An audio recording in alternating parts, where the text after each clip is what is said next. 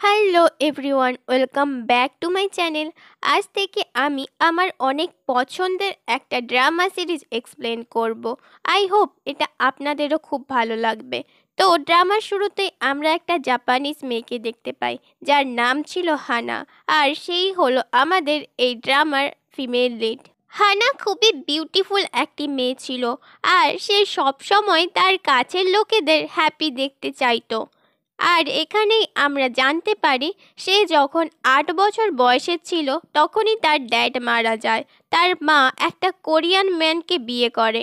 এটা জানার পর হানা তার মায়ের জন্য অনেক হ্যাপি হয়েছিল। আর এখানেই সে জানতে পারে তার স্টেপ ড্যাডের একটা ছেলেও রয়েছে, যার নাম ছিল ইউনসু। আর তিনি তাকেও তাদের সাথে এখানে থাকার জন্য নিয়ে এসেছিলেন।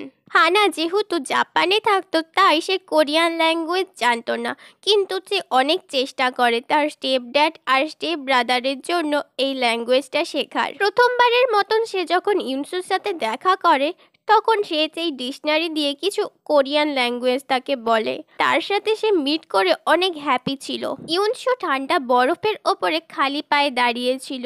হানা তাকে দেখে আবারও স্মাইল করে, কিন্তু সে জানতো না তার এই স্মাইল ইউনসুকে দ্বিতীয়বার বাঁচতে শেখাবে। আসলে ইউনসু প্রথম থেকেই এমনটা ছিল না।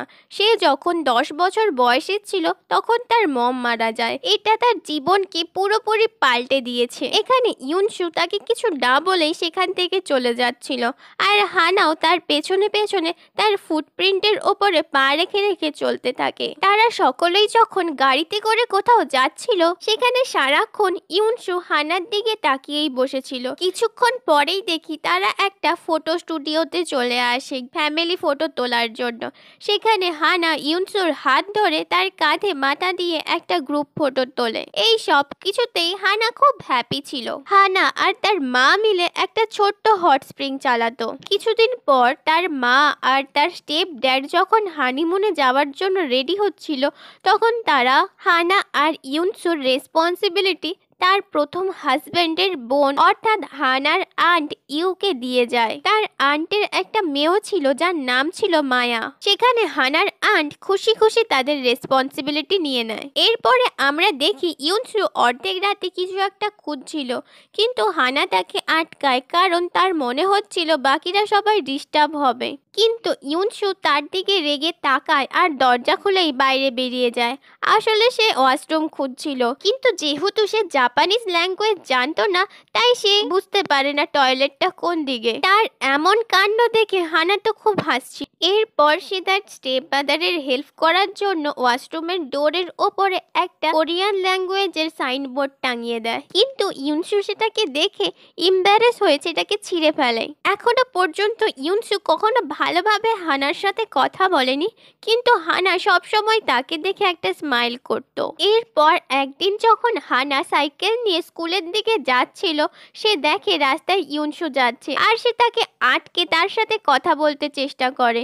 সে তার ডিকশনারিটা বার করে ভাঙা ভাঙা কোরিয়ান ল্যাঙ্গুয়েজে সে তাকে বোঝাতে থাকে স্কুলের জন্য সে অনেক লেট হয়ে গেছে, তাই তার সাইকেলে করে যেতে। কিন্তু ইউনসু তাকে ইগনোর করে সেখান থেকে চলে যায়। এরপর দেখি ইউনসু ক্লাস অ্যাটেন্ড করার বদলে বাইরে বরফের দিকে তাকিয়ে বসেছিল, আর হঠাৎ করেই সে সেখান থেকে উঠে বাইরে চলে যায়। সেখানে টিচার তো তার উপরে খুবই রেগে যায়। এটা দেখে হানা টিচারকে আটকানোর চেষ্টা করে আর তাকে সেই কোরিয়ান ডিকশনারিটা দেয়, যাতে করে টিচার ইউসিনের সাথে কথা বলতে পারে। টিচার ইউসিনকে অনেক বকছিল, কিন্তু তার এটাতে কিছুই যায় আসছিল না। তার স্টেপ ব্রাদারকে এমন ভাবে খালি পায়ে বরফের উপরে পড়ে থাকতে দেখে হানার খুব খারাপ লাগে। সে তার কাছে গিয়ে তার পা থেকে বরফ সরাতে থাকে আর তাকে জুতো পরিয়ে দিচ্ছিল, কিন্তু এসবেও ইউসিনের কোনো রিয়াকশনই ছিল না।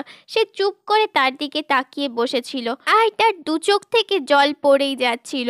হানা তার হ্যান্ডকারচিপটা নিয়ে তার চোখের জল মোছায়। পরেই দেখি হানার মম আর ড্যাড হানিমুনে চলে গিয়েছিল, কিন্তু আন্ট ইউ তাদের হট স্প্রিংটাকে বিক্রি করে দেবার প্ল্যান করছিল, কারণ তার নিজের কিছু ধার শোধ করতে হতো।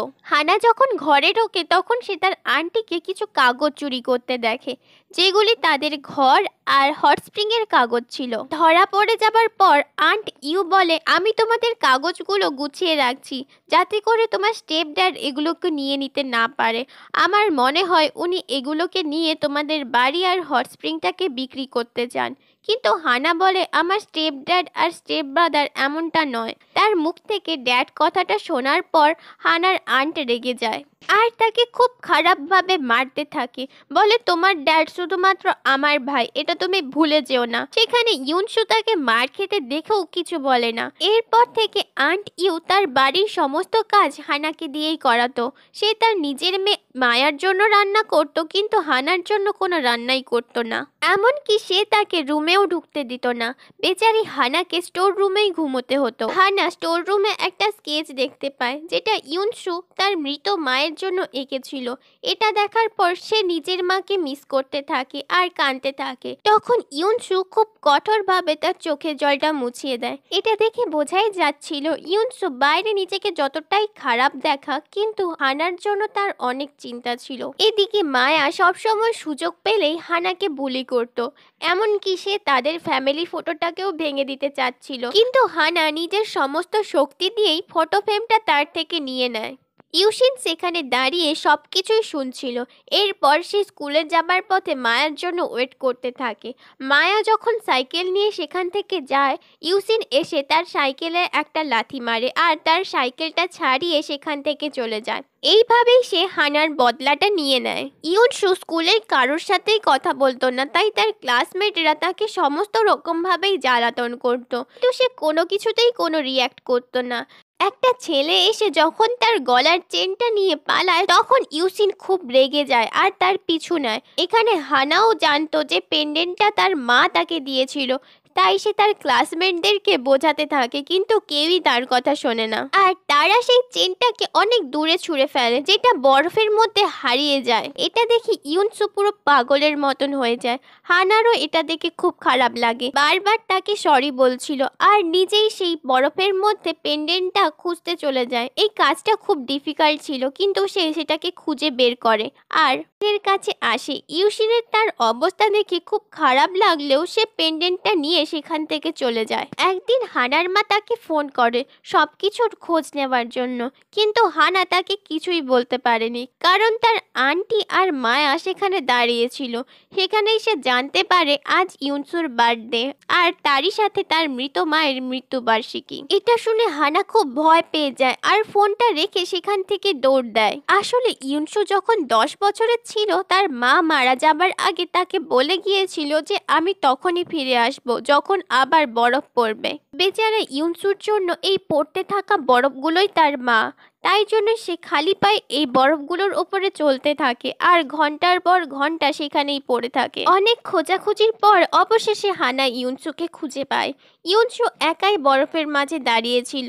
এটা দেখে হানার খুবই খারাপ লাগছিল, কারণ সেও ছোটবেলায় তার বাবাকে হারিয়েছে। এই জন্য সে পেছন থেকে গিয়ে তাকে কমফোর্ট দেওয়ার জন্য জড়িয়ে ধরে। সেখানে ইউনসু প্রথমবারের মতন কিছু রিয়াকশন করে। সে হানার চোখের জল মোছাতে থাকে আর হানাও তার চোখের জল মুছিয়ে দিচ্ছিল। এরপর দেখি হানা তাকে বার্থডে ট্রিট দিতে নিয়ে যায় আর তার কিছু বাঁচানো খুচরো দিয়ে তাকে নুডলস খাওয়ায় আর ইউনসুকে সে হ্যাপি বার্থডে উইশও করে। এই মুমেন্টে দেখি ইউনসুর চোখ থেকে জল পড়ছিল আর সে খুব ইমোশনাল হয়ে গিয়েছিল। সে কান্না করতে করতে নুডলস খেতে শুরু করে। ইউনসু এতদিন যে নিজের মনের দরজা সবার জন্য বন্ধ করে রেখেছিল, আজ হানার সিম্পল স্মাইল আর কাইন্ডনেস তাকে ধীরে ধীরে বদলাতে শুরু করেছিল। এরপর তারা বরফে গিয়ে ইচ্ছে করে স্নান করে নেয় আর এখানেই প্রথমবারের মতন ইউনসু স্মাইল করে। তারপর তারা যখন বাড়ি ফিরে, সেখানে গিয়ে দেখে বাড়ির দরজা লক করা ছিল। এরপর হানা মায়াকে অনেক করে দরজা খোলার জন্য বলছিল, কিন্তু মায়া তার কোনো কথাই শোনে না। তখন ইউনসু সেখানে পড়ে থাকা একটা পাথর দিয়ে জানালার কাঁচ ভেঙে ফেলে। ইউনসু হানাকে এরকম ভাবে বুলি হতে দেখে খুব রেগে যায়। সে সরাসরি মায়ের রুমে যায় আর সেখানে গিয়ে তার সমস্ত জিনিসপত্রই ফেলে দিতে থাকে। এরপর সে আন্ট ইউ এর রুমে যায়। সেখানে গিয়ে প্রথমে তাকে তোলে, আর তারও জিনিসপত্র সমস্ত কিছু এদিক ওদিক ছুটতে থাকে। শুধু তাই নয়, এরপর সে হানার হাত ধরে কিচেনে যায়। সেখানে গিয়ে ফ্রিজ খুলে সমস্ত খাবারগুলো খেতে থাকে, যেগুলি আন্ট ইউ মায়ার জন্য তৈরি করে রেখেছিল। সেখানে মায়া আর আন্ট ইউ তার কোনো কিছুই করতে পারে না।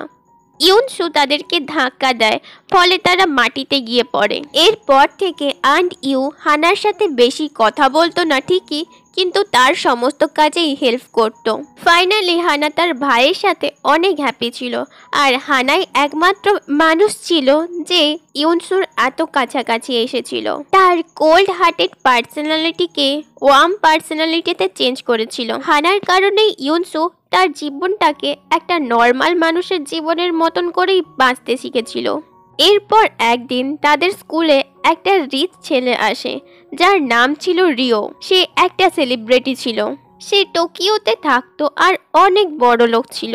তার পেছনে সব মেয়েরা পাগল হচ্ছিল, কিন্তু সে হানাকে প্রথম থেকেই জানতো আর তাকে পছন্দও করত। হানাও তাকে অনেক পছন্দ করত, তাই সে আসা মাত্রই হানার সাথে মিট করে। হানাও এই সমস্ত ব্যাপারে অনেক হ্যাপি ছিল, কিন্তু তাদেরকে দেখে একজন খুব জেলাস হচ্ছিল। সে হলো আমাদের ইউনসু। রিও অলরেডি জানতো হানার একটা স্টেপ ব্রাদার আছে, তাই সে ইউনসুকে দেখে তার সাথে ফ্রেন্ডশিপ করার চেষ্টা করে, কিন্তু ইউনসু তার দিকে তাকায় পর্যন্ত না। সে হানার দিকেই তাকিয়েছিল। স্কুল শেষ হলে রিও হানাকে বাড়ি ছাড়তে আসে, আর বেচারা ইউনসু না চাইতেও তাদেরকে ফলো করতে থাকে। রাস্তায় রিও হানাকে বলে, তুমি গ্র্যাজুয়েট হবার পর টোকিওতে চলে এসো, সেখানে আমি আমার হোটেলে তোমার একটা কাজের ব্যবস্থা করে দেব। কিন্তু হানা তাকে না বলে দেয়। সে বলে, আমি এখানে থেকেই আমার মায়ের হেল্প করতে চাই হট স্প্রিং চালানোর জন্য। রিও তবুও তাকে বলে, আমি চাই তুমি টোকিওতে আসো, টোকিও কতটা সুন্দর সেটা তুমি দেখো। এরপর সে হানাকে ডেটে যাওয়ার জন্য বলে। হানা তাকে হ্যাঁ বলে দেয়।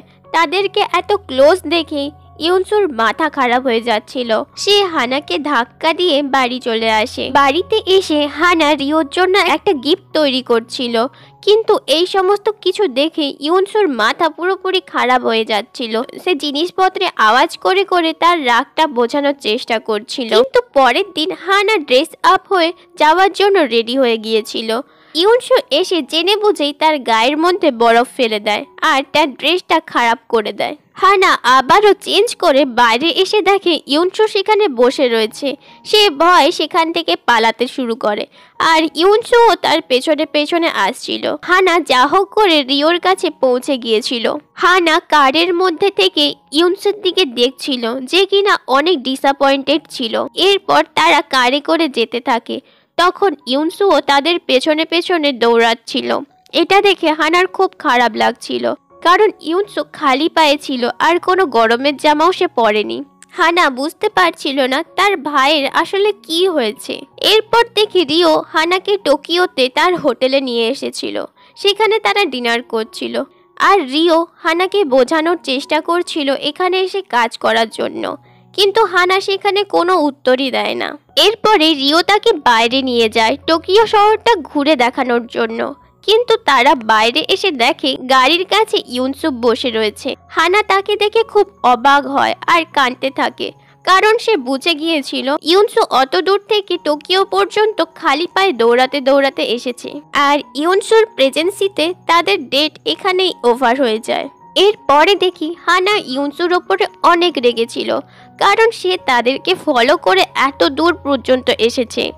এরপর হানা তাকে জিজ্ঞাসা করে, তুমি এমনটা কেন করলে, যখন তুমি সবটাই জানো আমি রিওকে কতটা পছন্দ করি। এরপর হানা একটা জায়গায় এসে বসে বসে কাঁদছিল। ইউনসু সেখানে এসে তাকে পেছন থেকে জড়িয়ে ধরে, কিন্তু হানা নিজেকে ছাড়ানোর চেষ্টা করছিল। তখনই সে দেখে ইউনসু নিজের মায়ের দেওয়া লকেটটা হানাকে পরিয়ে দিচ্ছিল, আর এই প্রথমবারের জন্য ইউনসু কিছু বলে। সে কোরিয়ান ল্যাঙ্গুয়েজে তাকে বলেছিল, আমি সবসময় তোমায় প্রোটেক্ট করব। হানা সেই ওয়ার্ডগুলো তার হাতে লিখে ফেলে, যাতে করে সে বাড়িতে গিয়ে এই ওয়ার্ডের মানেটা খুঁজতে পারে। এরপর সে বাড়িতে যাওয়া মাত্রই সবার প্রথমেই সেই ওয়ার্ডগুলোর মানে খুঁজতে থাকে, যার মানে ছিল এই নেকলেসটা সবসময় তোমায় প্রোটেক্ট করবে, তুমি শুধু এর উপরে ভরসা রেখো। এর পরের দিন দেখি স্কুলে ইউনসু তার জেলাসি থেকে রিওকে জুডো খেলার জন্য চ্যালেঞ্জ করে দেয়। রিও তার চ্যালেঞ্জটি একসেপ্ট করে নেয়। এরপরেই দেখি তারা ফাইট করছে, কিন্তু রিও যেহেতু একটা জুডো চ্যাম্পিয়ন ছিল, সে ইজিলি ইউনসুকে হারিয়ে দেয়। এত মার খাবার পরেও ইউনসু বারবার উঠে দাঁড়াচ্ছিল আর তার সাথে ফাইট করতে যাচ্ছিল। সে কিছুতেই হার মানছিল না। এই সব কিছু দেখে হানা অনেক প্যানিক হয়ে যায়। সে ইউনসুর কাছে গিয়ে তাকে এমনটা করতে বারণ করে, কিন্তু ইউনসু তার কোনো কথাই শুনছিল না। তাই হানা তার দেওয়া নেকলেসটা ধরে জোরে চিৎকার করে বলতে থাকে, আমি তোমার উপরে সবসময় বিশ্বাস করি আর সারা জীবন করব। এটা শুনে ইউনসুর বডিতে এনার্জি আসে। সে আবারও উঠে দাঁড়ায়, কিন্তু কোনো ফায়দাই ছিল না। আবারও সে মার খেতে থাকে রিওর থেকে। তাকে দেখে অডিয়েন্সে থাকা সবাই শকড হয়েছিল আর তার জন্য চেয়ার আপ করছিল। অবশেষে রিও ম্যাচটা ড্র করে দেয়, কারণ ইউনসু কিছুতেই হার মানছিল না। এরপর হানা তাকে তার বাইসাইকেলে বসিয়ে বাড়িতে নিয়ে আসে, কারণ ইউনসু অনেক খারাপভাবে ইনজিওর হয়েছিল। বাড়িতে এসে হানা তাকে হট স্প্রিং বাথ দেয় তার বডিটাকে একটু রিলিফ ফিল করানোর জন্য। কিন্তু ইউনসু এতটাই ইনজিওর হয়েছিল, সে বসার অবস্থাতেও ছিল না। সে জলের মধ্যেই ডুবে যাচ্ছিল। তাই হানা বাধ্য হয়ে ওই বাথটাবে গিয়ে তার হেল্প করতে থাকে। ইউনসুকে এত কাছে দেখে হানার অস্বস্তি করছিল, তাই জন্য সে তার মাথাটাকে অপোজিট দিকে ঘুরিয়ে দেয়। কিন্তু এতে করে ইউনসু আবারও জলে ডুবতে থাকে। তাই বাধ্য হয়ে সে তাকে আবারও আগের পজিশনেই বসিয়ে দেয়। এরপর হানা ইউনসুর বডিতে মেডিসিন লাগাতে হেল্প করে, কিন্তু এটা করতে সে অনেক সাই ফিল করছিল। তাই সে না দেখেই তাকে মেডিসিন লাগাচ্ছিল, কিন্তু এতে করে সে কখনো তার বডিতে কখনো তার ড্রেসের ওপরেই মেডিসিন দিয়ে দিচ্ছিল।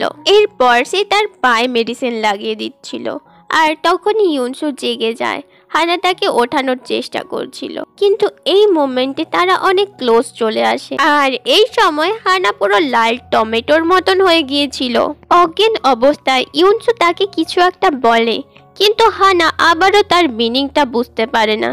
সে ডিকশনারিতে দেখে ইউনসু তাকে বলেছিল, তোমার পা ঠান্ডা না হলে তোমার হৃদয় ঠান্ডা হয়ে যাবে। তখন হানা বুঝতে পারে এই জন্যই ইউনসু সবসময় খালি পায়ে বরফের ওপর দিয়ে হাঁটতো, কারণ সে ভাবতো তার পা ঠান্ডা থাকলে তার হৃদয় এতটাও ঠান্ডা থাকবে না।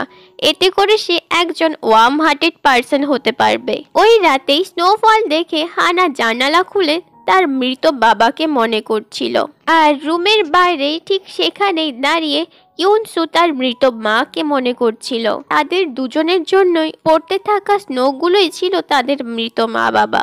হঠাৎ করে ইউনসুকে সেখানে দাঁড়িয়ে থাকতে দেখে হানা অবাক হয়। সে তাড়াতাড়ি করে জানালা বন্ধ করে নেয়। সেখানে ইউনসু অবাক হয়ে তার দিকে তাকিয়েছিল, আর জানালার বার থেকেই তার হাতের ওপরে হাত দিয়ে ফোরহেড কিস করে।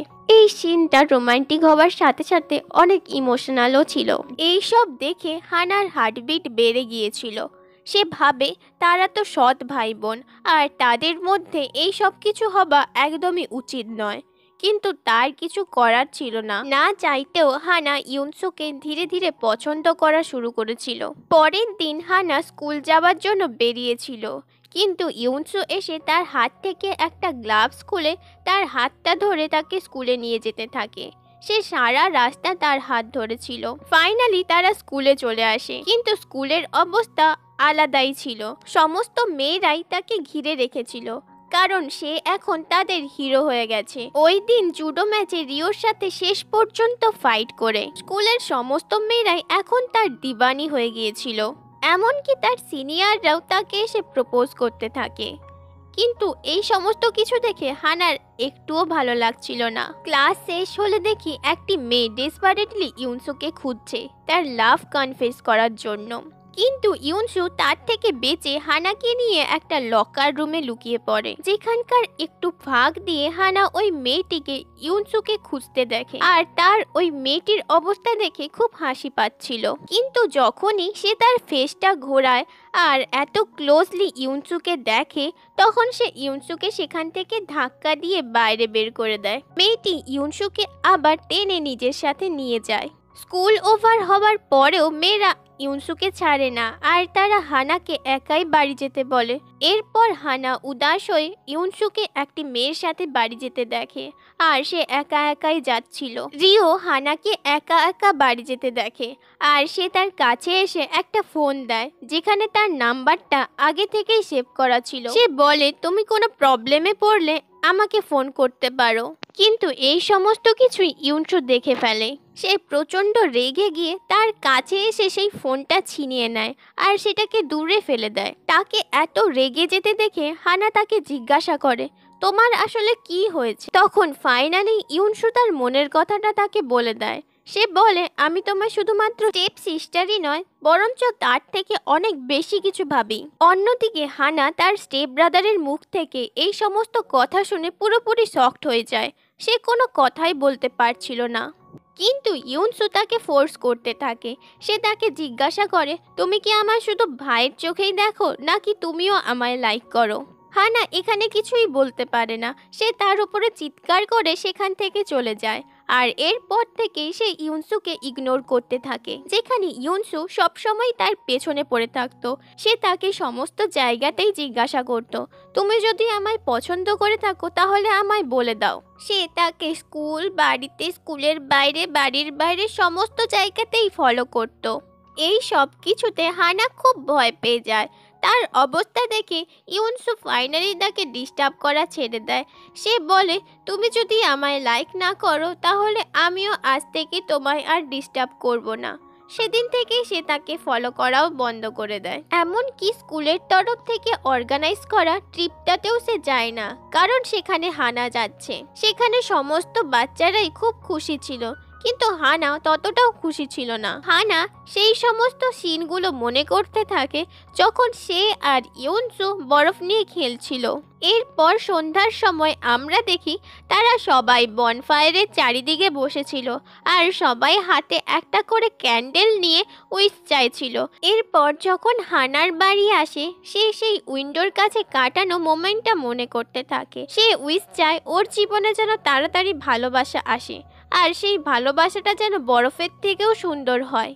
তার মুখ থেকে এই সমস্ত কথা শুনে রিও ভাবে হানা হয়তো তাকেই তার লাভ কনফেস করার জন্য বলছে।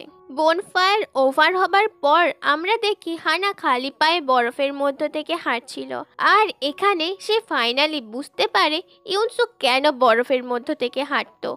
কারণ তার মনের মধ্যে যতটা কষ্ট ছিল সেগুলো এই কষ্টের কাছে কিছুই নয়। হানা যখন এই সমস্ত কিছু ভাবছিল তখনই তার কাছে রিও আসে। হানার কাছে সে তার লাভ কনফেস করে আর তাকে হাক করে নেয়। আর গ্র্যাজুয়েশন কমপ্লিট হওয়ার পর টোকিওতে তার হোটেলে কাজের জন্য ইনভাইট করে। কিন্তু এবার হানা তাকে রিফিউজ করে না।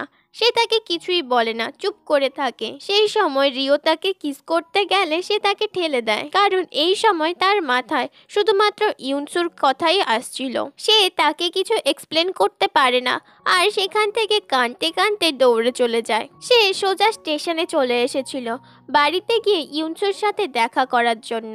কিন্তু যখন সে এখানে আসে সে দেখে অলরেডি ইউনসু সেখানে বসে রয়েছে। ঠান্ডায় কাঁপতে কাঁপতে সে তার ওয়েট করছে। এখানে খুব ইমোশনালি তারা দুজন দুজনের দিকে তাকিয়েছিল আর নিজেদেরকে কন্ট্রোল করতে পারে না। তারা দুজনকে খুব টাইটলি হাগ করে নেয়। এখানে হানা ইমোশনাল হয়ে তাকে হাগ করেছিল ঠিকই, কিন্তু এর মানে এটা ছিল না যে সে তার প্রপোজালটা অ্যাকসেপ্ট করেছে। গ্র্যাজুয়েশনের পরে সে রিওর সাথে টোকিওতে যেতে রাজি হয়ে যায়, কিন্তু সে ততদিন ইউনসুকে ইগনোর করতে চায়নি আর তার সাথে কিছু ভালো মুহূর্ত কাটাতে চেয়েছিল। কিন্তু অন্যদিকে ইউনসু ভাবছিল হানা হয়তো তার লাভটা অ্যাকসেপ্ট করে নিয়েছে। ফাইনালি তাদের গ্র্যাজুয়েশন কমপ্লিট হয়ে যায় আর ফেয়ারওয়েলের দিন তারা অনেক ছবি তোলে। সেখানেও ইউনসু সিক্রেটলি হানার হাত ধরেছিল। তারা দুজনেই এখানে অনেক হ্যাপি ছিল আর সবাই মিলে অনেক ভালো টাইম কাটাচ্ছিল। ওই দিন ইউনসু হানাকে তার পিঠের ওপরে বসিয়ে বাড়িতে নিয়ে যায়। এরপর তারা দুজন একসাথে নুডলসও খেতে যায়। এরপর ইউনসু হানাকে শপিং করাতে নিয়ে যায়। সে হানাকে একটা পিঙ্ক কালারের হিল কিনে দেয়। সেখানে একটা গাছ হানার খুব পছন্দ হয়েছিল। সে ইউনসুকে বলে, এটা কি তোমার ভালো লেগেছে? হানা ইউনসুকে এটা গিফট করতে চেয়েছিল। ইউনসু খুশি খুশি গাছটাকে নিয়ে নেয়। এরপর হানার মৃত বাবার কবরের কাছে এসে তারা সেই গাছটাকে লাগিয়ে দেয়। এখানে হানা ইউনসুকে প্রমিস করতে বলে যে সবসময়ই সে তার কাছে থাকবে, কখনোই তাকে ছেড়ে যাবে না, কারণ বরফ তো কিছু টাইম পর অদৃশ্য হয়ে যায়, কিন্তু গাছ সবসময় আমাদের সাথে থাকে। ইউনসু ফাইনালি তাকে প্রমিসটা করেই দেয়। এরপর হানা তাকে সমস্ত সত্যি কথাই বলে দেয় আর তার দেবা নেকলেসটাও তাকে ফেরত দিয়ে দেয়। সে বলে, আমি রিওর সাথে চিরদিনের জন্য টোকিওতে চলে যাচ্ছি। এখানে হানা ইউনসুকে এটাও বলে যে সে তাকে প্রচণ্ড ভালোবাসে, কিন্তু কোনোদিনও সে এটা একসেপ্ট করতে পারবে না বলে সেখান থেকে চলে যেতে থাকে। এদিকে বেচারা ইউনসু হানাকে চলে যেতে দেখে আর তার চোখ থেকে জল গড়িয়ে পড়ছিল, কিন্তু তার তো কিছু করার ছিল না। এরপর দেখি তাদের স্কুলে গ্র্যাজুয়েশন পার্টি চলছিল, হানাও সেখানে ছিল। সাডেনলি ইউনসু সেখানে দৌড়ে আসে আর হানাকে জোর করেই নিজের সাথে বাইরে নিয়ে যায়। আর এখানে সে পুরো পাগলের মতন রিয়্যাক্ট করছিল। সে হানার কাছে ভিক্ষা চাইতে থাকে, বলে, তুমি আমার ভালোবাসাটা একসেপ্ট করো বা নাই করো, কিন্তু তুমি আমায় একা ছেড়ে যেও না, আমি আর একা এভাবে বাঁচতে পারবো না। সে হানাকে প্রমিস করে, আমি আর কোনোদিনও তোমায় ডিস্টার্ব করব না, তোমাকে ফোর্সও করব না আমায় ভালোবাসার জন্য, কিন্তু প্লিজ তুমি এখান থেকে চলে যেও না। কিন্তু হানা তো ডিসাইড করেই ফেলেছিল সে রিওর সাথে টোকিওতে চলে যাবে। এটা শোনা মাত্রই ইউনসু পাগলের মতন বিহেভ করতে থাকে। সে হানাকে জড়িয়ে ধরে যাতে করে হানা তাকে ছেড়ে কোথাও না যেতে পারে, কিন্তু হানা নিজেকে ছাড়ানোর চেষ্টা করছিল। এরপর তারা দুজনেই ফ্লোরে পড়ে যায়। ইউনসু তখনও পাগলের মতন চিৎকার করছিল। সে বলতে থাকে, তুমি আমায় ছেড়ে কোথাও যেতে পারবে না। কিন্তু তখনই সমস্ত ক্লাসমেটের সাথে রিও সেখানে চলে আসে। রিও এই সমস্ত কিছুতে প্রচণ্ড রেগে গিয়েছিল। সে ইউনসুকে তুলে আবারও তাকে মারতে থাকে, কিন্তু ইউনসু কোনোই রিয়াক্ট করে না। সে মেঝের মধ্যে পড়ে থেকে শুধু এটাই বলছিল, ও যদি আমার ভালোবাসাটা স্বীকার করতে না চায় তাহলে আমিও ওর পেছনে আর যাব না। এই বলে সে সেখান থেকে চলে যায়। এখানে হানা কান্না করছিল আর সে ইউনসুকে চলে যেতে দেখতে থাকে। এরপর সে ইউনসুর পেছনে যায়। অনেক খোঁজাখুঁজির পরেও সে ইউনসুকে আর খুঁজে পায় না। আর এইভাবেই হানা তার ভালোবাসার মানুষটিকে হারিয়ে ফেলেছিল। এটা ভেবে তার অনেক রিগ্রেট হচ্ছিল, কারণ ইউনসু চিরদিনের মতন তার জীবন থেকে চলে গিয়েছে। সে শুধুমাত্র লোকের কথা ভেবে ইউনসুর ভালোবাসাটা একসেপ্ট করতে পারেনি। এরপর থেকে ইউনসুর ব্যাপারেও কেউ কিছু জানতো না যে সে কোথায় চলে গিয়েছে। এরপর দেখি হানার আন্ট আর মায়া নিজেদের সমস্ত জিনিসপত্র প্যাক করে হট স্প্রিংটা বিক্রি করে সেখান থেকে চলে যাচ্ছে, কারণ কিছুদিন আগেই তারা জানতে পেরে গিয়েছিল যে হানার মা আর তার স্টেপ ড্যাড বাড়ি ফেরার পথে অ্যাক্সিডেন্টে মারা গিয়েছে। তারা এই সমস্ত কথা হানাকে না বলেই বাড়িঘর সমস্ত কিছুই বিক্রি করে এখান থেকে চলে গিয়েছিল। হানা তাদেরকে খুঁজতে থাকে। সে সেখানে একলা পড়ে যায় আর নতুন ঘর মালিক তাকে সেখান থেকে বের করে দেয়। এরপর থেকে হানাকে হেল্প করার মতনও কেউ ছিল না আর তার থাকারও কোনো জায়গা ছিল না। তাই সে ফাইনালি টোকিওতে চলে আসে। 2 বছর পার হয়ে গিয়েছিল। এখন আমরা হানাকে দেখি। সে খুশি তো ছিল ঠিকই, কিন্তু এখনও সে ইউনসুকে মিস করত। তার পুরো ভরসা ছিল ইউনসু একদিন তাকে খুঁজতে খুঁজতে ঠিক আসবে। এই জন্য সে কোরিয়ান ল্যাঙ্গুয়েজও শিখে ফেলেছিল। এরপর আমরা দেখি হোটেলের ম্যানেজার হানাকে প্রেসিডেন্সিয়াল সুইপ এর ইনচার্জও বানিয়ে দিয়েছিল, কারণ সেখানে একটি কোরিয়ান গেস্ট এসেছিল। হানা এক্সাইটেড হয়ে তার রুমের দিকে যায়। হানা এখানে নিজের কাজে ব্যস্ত ছিল আর তখনই সে কারোর ভয়েস শোনে, যেটা তার অনেক চেনা জানা লাগছিল। তাই সে ঘুরে তাকায়, কিন্তু আনফর্চুনেটলি সে তার চেহারাটা দেখতে পায় না। এরপর হানা তার রুমে যায়। সেখানে তার ল্যান্ডলর্ড তার সমস্ত জিনিসপত্রই বাইরে বের করে দিয়েছিল আর তাকে সেখানে বুলি করে। সেখানে সে তাকে ঠেলেও ফেলে দেয়। এতে করে তার সেই পছন্দের জুতোটা ভেঙে যায়, যেটা ইউনসু তাকে গিফট করেছিল। এই জন্য সে অনেক কান্না করছিল। এরপর সে তার লকার রুমে গিয়ে সমস্ত জিনিসপত্র রেখে দেয়, কিন্তু সেই জুতো জোড়া সে সেখানে রাখে না, কারণ সে এগুলোকে তার কাছে রাখতে চেয়েছিল। এরপর একদিন হানা যখন হোটেলের সমস্ত গেস্টদেরকে নিয়ে সাইট সিনে দেখাতে গিয়েছিল, তখন সে সেই জায়গা দিয়ে যাচ্ছিল যেখানে ইউনসু তাকে লকেটটা গিফট করেছিল। জায়গাটি দেখে হানার পুরনো কথাগুলো মনে পড়ছিল, আর তখনই সে একটি ছেলেকে দেখে যাকে হুবহু ইউনসুর মতোই দেখতে ছিল। সে তার পিছু করতে থাকে আর তার নাম ধরে ডাকতে থাকে, কিন্তু ততক্ষণে ছেলেটা রোড ক্রস করে গিয়েছিল। গ্রিন লাইট হবার সাথে সাথে হানা মলে গিয়ে ছেলেটাকে খুঁজতে থাকে। ফাইনালি সেখানে গিয়ে সে দেখে এটা ইউনসুই ছিল। এতদিন পর ইউনসুকে তার চোখের সামনে দেখে হানা কিছুতেই বিশ্বাস করতে পারছিল না। সে তাড়াহুড়ো করে ইউনসুর সাথে মিট করতে যায়, কিন্তু ততক্ষণে ইউনসু সেখান থেকে চলে গিয়েছিল। এই সব কিছুর পরে হানা তার লকার রুমের কাছে আসে। সেখানে এসে সে তার লকার খুলে পুরোপুরি অবাক হয়ে যায়, কারণ সেখানে সেই রকমেরই জুতো জোড়া ছিল যেরকমটা তাকে ইউনসু গিফট করেছিল। সে অবাক হয়ে চারিদিকে খুঁজতে থাকে, কিন্তু সেখানে কেউই ছিল না। এরপর হানা তার সমস্ত জিনিসপত্র লুকিয়ে হোটেলের স্টোর রুমে নিয়ে আসে, কারণ তার থাকার কোনো জায়গায় ছিল না। হানা তাই জন্য সেখানেই লুকিয়ে থাকার চেষ্টা করছিল, কিন্তু তখনই সেই কোরিয়ান গেস্টটার ফোন আসে। সে তাকে তার রুমে ডাকে। হানা সেখানে গেলে সে তাকে তার রুমে ডিনার দিয়ে যেতে বলে। হানা খাবার এনে দেখে লোকটা রুমে কোথাও ছিল না। তার একটু পরেই সে ফোন করে হানাকে জানায়, খাবারগুলো তুমিই খেয়ে নাও, কারণ আমার আসতে অনেক দেরি হবে। হানা যেহেতু সকাল থেকেই কিছু খায়নি, তাই সে তাড়াতাড়ি করে খাবার খেতে থাকে। আর আজ যেহেতু এত কিছুর মধ্যে সে অনেক ক্লান্ত হয়ে পড়েছিল, তাই খাওয়ার কিছুক্ষণ পরেই সে সেখানেই ঘুমিয়ে পড়ে। এই সময় দেখি সেই মিস্টেরিয়াস পার্সনটি রুমে আসে। সে আর কেউ ছিল না, সে ছিল আমাদের ইউনসু। ফাইনালি এতদিন পর সে হানার লাইফে ফিরে এসেছে, তাও আবার এই নিউ লুকের সাথে। সে হানার কাছে এসে বসে আর তাকে দেখতে থাকে। সে তাকে টাচ করার জন্য হাত আগে বাড়ায়, কিন্তু তখনই সে নিজেকে আটকে নেয়। সেই ছোট্ট জেদি ছেলেটা আজ অনেক বড় হয়ে গিয়েছে। সে দূর থেকেই হানার কেয়ার করতে চাইছিল। এই 2 বছরে সে কোথায় ছিল আর কি পরিস্থিতির মধ্যেই ছিল, যেটা তাকে এতটা চেঞ্জ করে দিয়েছে, সেটা আমরা এখনো জানতে পারি না। এরপরে সে হানার দিকে তাকিয়ে বসেছিল। সে বলছিল, আমি সারা জীবনই তোমার সাথে থাকবো আর তোমায় প্রোটেক্ট করব। এই বলে সে অনেক ইমোশনাল হয়ে যায়। সেখানে সে তার দিকে তাকিয়ে কান্না করছিল। এরপর দেখি একদিন হানার একটা গুড ফ্রেন্ড এসে তাকে একটা বিজনেস কার্ড দেয়, যেটা ছিল মায়ার ক্লাবের। সে তাকে বলে, তোমার এখানে যাওয়া উচিত আর মায়ার সাথে মিট করা উচিত, কারণ তোমারও জানার দরকার যে সে তোমার জীবনটা পুরোপুরি বরবাদ করে দিয়ে নিজে একটা ক্লাবের ওনার হয়ে বসে রয়েছে। ফাইনালি হানা মায়ার সাথে মিট করে। সেখানে মায়াকে সে জিজ্ঞাসা করে, তুমি আমাদের হট স্প্রিংটা কেন বিক্রি করেছো? মায়া তাকে উত্তর দেয়, তুমি তো জানোই আমার মা কেমন, উনি শুধুমাত্র টাকা ছাড়া আর কিছুই জানেন না। এরপর সে তাকে তাদের বাড়িতে নিয়ে আসে। সেখানে আন্ট ইউকে দেখে হানা সেম কথাগুলোই বলতে থাকে। আন্ট ইউ তাকে সেমলেসলি বলে, ওটা আমার ছিল, তাই আমি বিক্রি করে দিয়েছি।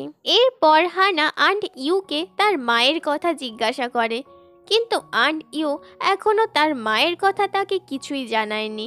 সে তাকে বলেনি যে তার মা 2 বছর আগেই একটা কার অ্যাক্সিডেন্টে মারা গিয়েছিল। আর এখানেই আমরা জানতে পারি ওই হট স্প্রিংটারও অনেক ধার বাকি ছিল, যেগুলো আন্ট ইউ শোধ করেনি। সেগুলো সব হানাকেই শোধ করতে হতো। এখানে মায়া হানাকে তার সাথে থাকার অফার দেয়, আর হানার যেহেতু থাকার মতন কোনো জায়গায় ছিল না, সে মায়ের সাথে থাকতে রাজি হয়ে যায়। পরের দিন হানা যখন সেই কোরিয়ান ছেলেটির রুম পরিষ্কার করছিল, তখন সে একটি মিস্টেরিয়াস চাবির সাথে একটা লেটার পায়, আর তাতে দেওয়া ইনস্ট্রাকশন ফলো করে সে একটা লকারের কাছে পৌঁছায়। চাবি খুলে সে দেখে সেখানে একটা অনেক বড় ডল রাখা ছিল, আর সেদিন থেকে হানার ওখানে একটা একটা গিফট পেতে থাকে, কিন্তু সে সমস্ত গিফটগুলোকে জড়ো করে সেই রুমে আসে। সে ছেলেটিকে বলে, আমি এত দামি গিফট নিতে পারবো না, আর সে এগুলোকে ফেরত দিতে থাকে। এই মুমেন্টে হানা তাকে দেখছিল না, কারণ সে সবেমাত্র শাওয়ার নিয়ে বেরিয়ে এসেছিল। কিন্তু যখনই সে ঘুরতে যাবে তখনই ইউনসু তাকে আটকে নেয় আর নিজের চেহারাটা দেখতে দেয় না, আর সে তার ডোর লক করে হানাকে সেখান থেকে চলে যেতে বলে। এরপর আমরা দেখি হানা তার স্যালারি পেয়েছিল, কিন্তু তার স্যালারিটা এনাফ ছিল না হট স্প্রিংয়ের টাকা মেটানোর মতন। তাই রিও তার বদলে টাকা মেটাতে যায়, কিন্তু হানা এমনটা করতে দেয় না তাকে। এরপর সে মায়ার কাছে গিয়ে তার থেকে টাকা নিয়ে লোকগুলিকে দিয়ে দেয়। এরপর মায়ার ধার শোধ করার জন্য সে মায়ার ক্লাবে গান করে আর পিয়ানো বাজায়। সেখানেও সে শান্তিতে কাজ করতে পারছিল না, কারণ একটা লোক এসে তাকে অনবরত ডিস্টার্ব করে যাচ্ছিল। হানা তাকে ধাক্কা দিয়ে সেখান থেকে পালাতে থাকে, কিন্তু লোকটি তখনও তার পিছু ছাড়ে না। এরপর দেখি দুটো লোক এসে সেই লোকটিকে সেখান থেকে নিয়ে চলে যায়। এখানে আমরা দেখি লোকগুলোর বস আমাদের ইউনসুই ছিল। ফাইনালি আমরা জানতে পারি ইউনসু এখন একটা গ্যাংস্টার হয়ে গেছে, আর যেহেতু সে একটা পপুলার গ্যাংস্টার হয়ে গেছে তাই সে হানাকে নিজের থেকে দূরেই রাখতে চায়।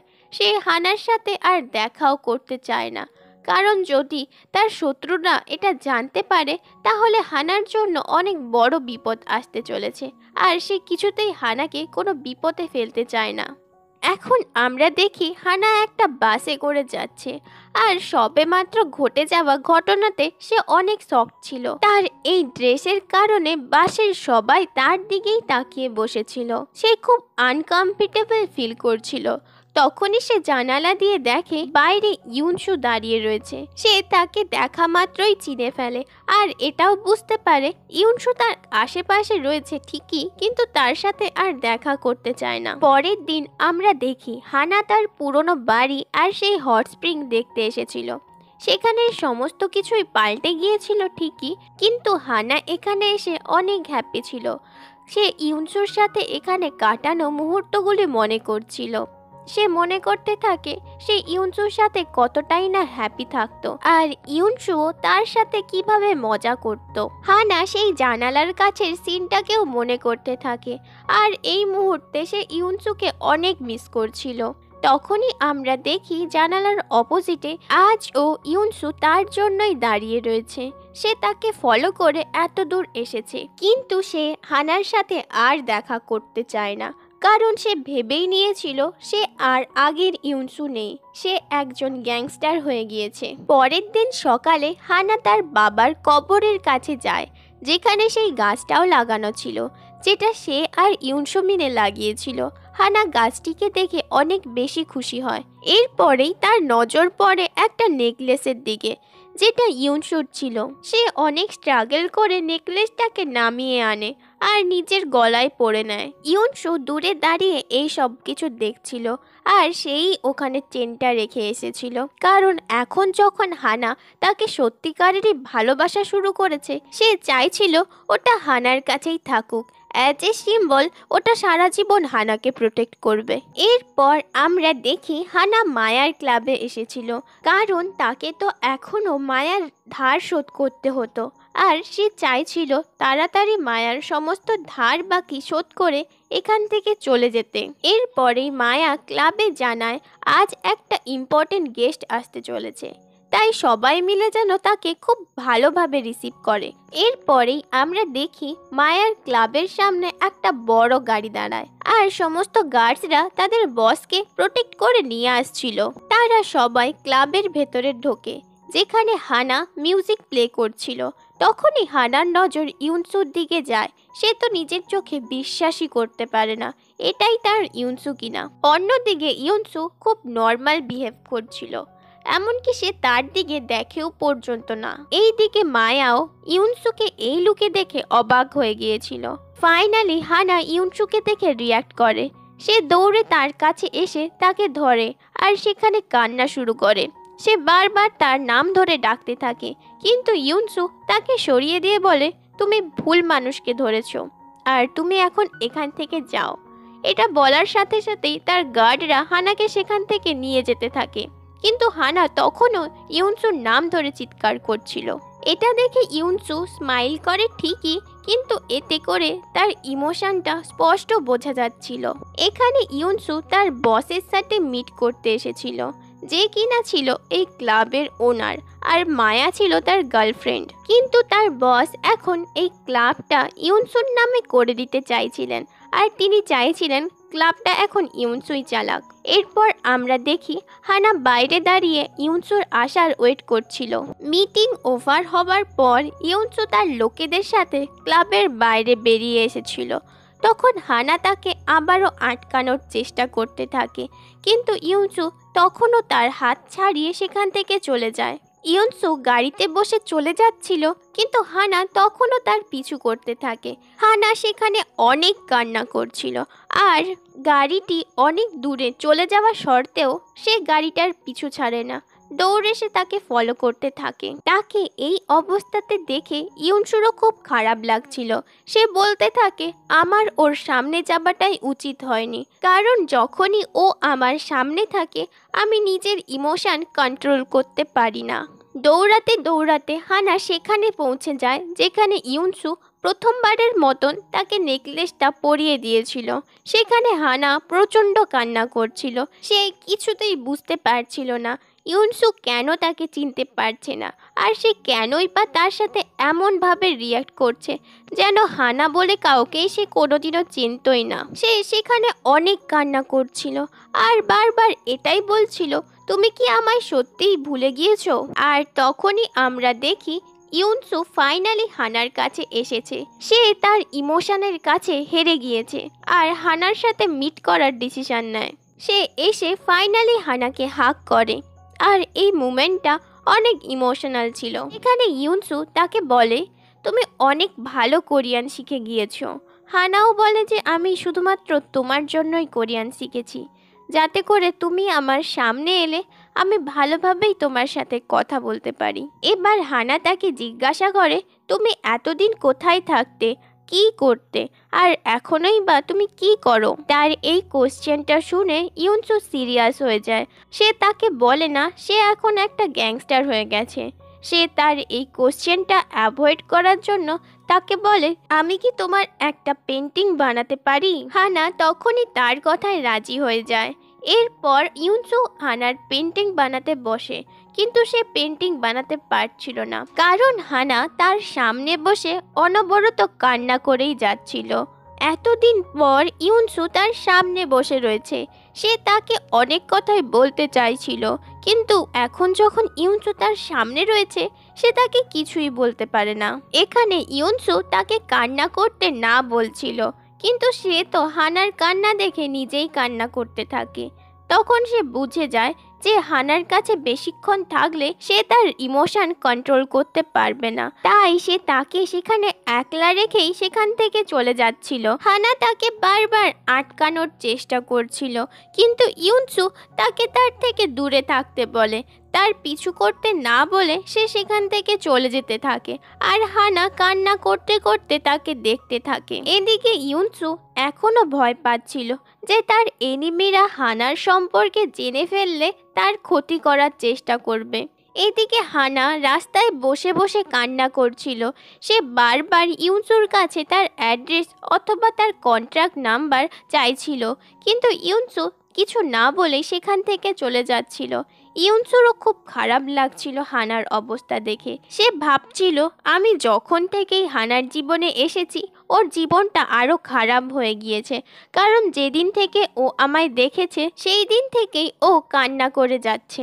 এরপর আমরা কিছুদিন পরের সিন দেখি, যেখানে হানা হোটেলের কাজ করছিল, আর তার ফ্রেন্ড এসে তাকে বলে, আমি ইউনসুকে এই হোটেলে আবার দেখেছি, সে কোনো গ্যাং মিটিংয়ের জন্য এখানে এসেছে।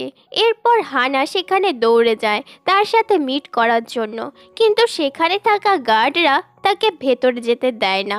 হানা তাদের কাছে অনেক রিকোয়েস্ট করছিল, আর তখনই কেউ এসে তার হাতটা ধরে। এটা ইউনসু ছিল। ইউনসু তাকে সাইডে নিয়ে গিয়ে বলতে থাকে, তুমি এখান থেকে চলে যাও। কিন্তু হানা তার কাছে রিকোয়েস্ট করছিল, আমি আর একবার তোমার সাথে দেখা করতে চাই। ইউনসু তাকে বারণ করে, কিন্তু হানা তার পকেট থেকে ফোনটা নিয়ে নেয় আর বলে, আমি তোমার কলের ওয়েট করব।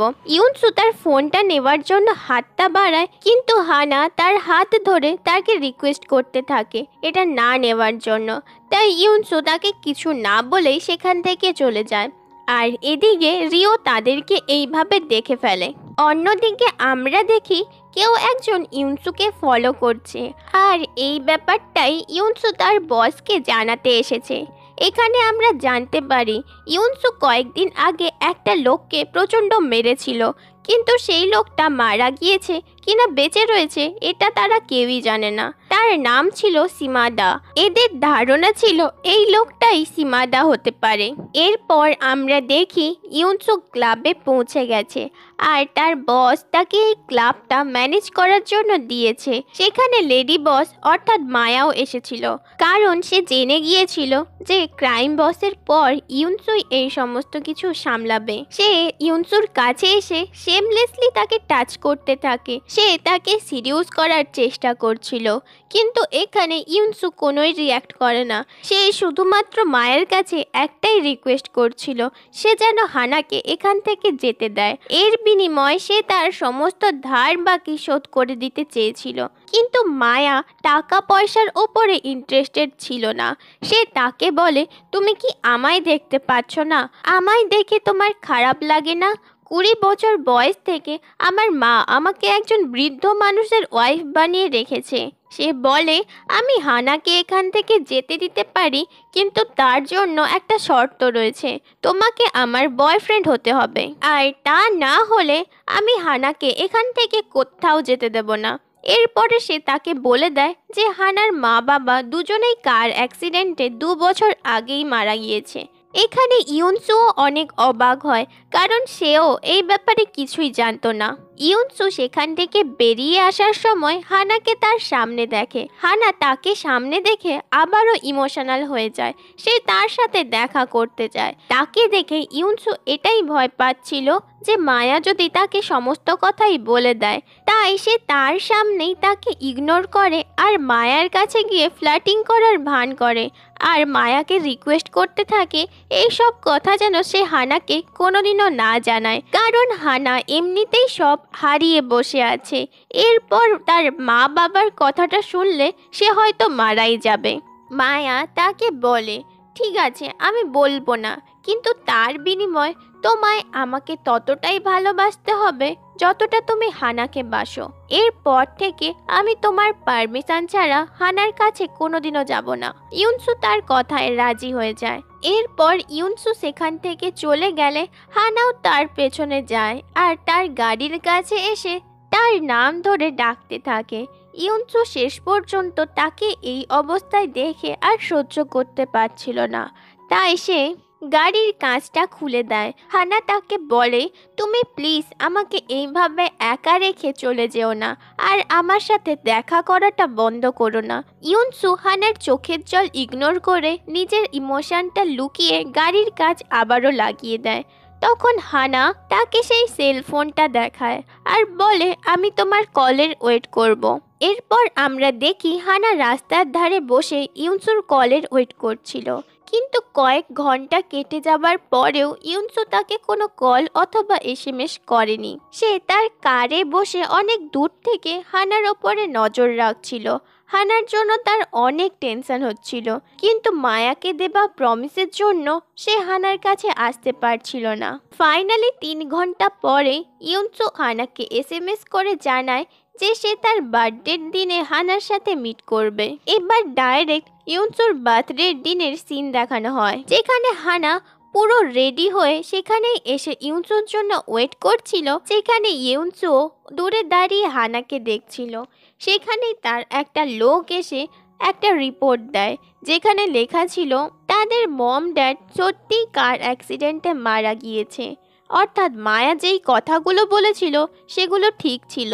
হানা ততদিন থেকেই তার মম ড্যাডকে খুঁজে চলেছে, আর আজ তার কাছে কেউই ছিল না। হানাকে এভাবে একলা বসে থাকতে দেখে ইউনসু দৌড়ে তার কাছে যায়। আর সে মনে মনে ডিসাইড করে ফেলেছিল সে হানাকে আর একলা ছাড়বে না। হানাও তাকে দেখে অনেক খুশি হয়েছিল।